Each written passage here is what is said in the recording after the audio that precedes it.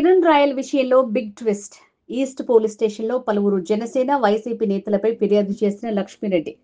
ఆలస్యంగా సంచలన నిజాలను బయటపెట్టిన లక్ష్మీరెడ్డి. జనసేన నేత దినేష్ జైన్, హరిశంకర్, గన్నీతో పాటు వైసీపీ నేత సురేష్ పై ఈస్ట్ పోలీస్ స్టేషన్లో ఫిర్యాదు.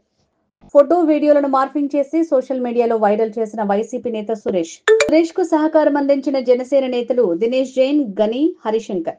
సోషల్ మీడియాలో ఉన్న మార్ఫింగ్ ఫోటోలు, వీడియోలను డిలీట్ చేయాలని అనేక మార్లు కోరిన లక్ష్మీరెడ్డి. టైం వచ్చినప్పుడు డిలీట్ చేస్తామని, ఇప్పుడు సైలెంట్ గా ఉండాలని ప్రెషర్ పెడుతున్న జనసేన, వైసీపీ నేతలు.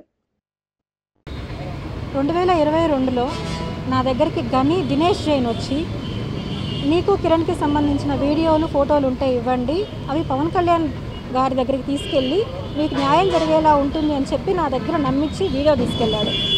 అప్పుడు నేను నమ్మకపోతే నా ఫ్రెండ్ అయిన హరిశంకర్ దగ్గర కాల్ చేపించి నీకు న్యాయం చేపిస్తామని చెప్పి తీసుకెళ్లారు. ఆ తర్వాత 2025లో ఎప్పుడైతే నా ఆర్థిక పరిస్థితి ఇదయ్యి నేను సూసైడ్ చేసుకునే పరిస్థితి వచ్చిందో, నేను హాస్పిటల్లో ఉన్న 2 డేస్లో నా పర్మిషన్ లేకుండానే ఆ వీడియోస్ అనేవి రిలీజ్ చేయడం జరిగింది. అవి వచ్చినప్పటి నుంచి నా కుటుంబం కానీ, నేను కానీ, నా పిల్లలు కానీ ఎంతో సఫర్ అవుతాను. ఆ తర్వాత జరిగిన విషయాలు అందరికీ తెలిసిందే. ఎన్నో సమస్యలు పడి మేము కోర్టు ద్వారా అన్ని సెటిల్మెంట్ చేసుకోవడం కూడా జరిగింది.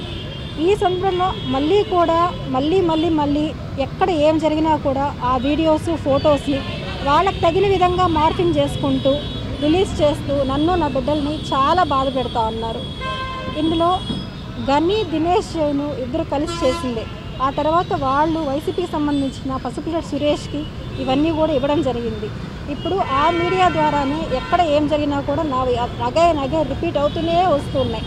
దీని ద్వారా చాలా చాలా చాలా మానసికంగా నలిగిపోతున్నాం నేను ఇప్పుడు కూడా కంప్లైంట్ ఇవ్వడానికి వచ్చాను. ఎందుకంటే ఇలాంటివి జరగకూడదు, అవన్నీ డిలీట్ చేయమని నేను ఆల్రెడీ చెప్పాను. నేను రిక్వెస్ట్ చేసుకున్నాను, డిలీట్ చేస్తామని చెప్పి కూడా వాళ్ళు చేయలేదు. మళ్ళీ నేను అడుగుతుంటే వాళ్ళు అసలు పట్టించుకోవట్లేదు. అందుకే నేను ఇప్పుడు వచ్చి కంప్లైంట్ ఇవ్వడానికి వచ్చాను. మళ్ళీ కానీ ఇవి ఇలానే రిపీట్ అవుతూ ఉంటే నేను ఎంత యాక్షన్ ఉన్నా తీసుకోవడానికి చాలా రెడీగా ఉన్నాను. దయచేసి అవన్నీ డిలీట్ చేయాలనేసి సిఏ గారిని కూడా కోరడం అనేది జరిగింది. అబ్దుల్ గని, దినేష్ జైన్, హరిశంకర్, పసుపులేటి సురేష్ వాళ్ళే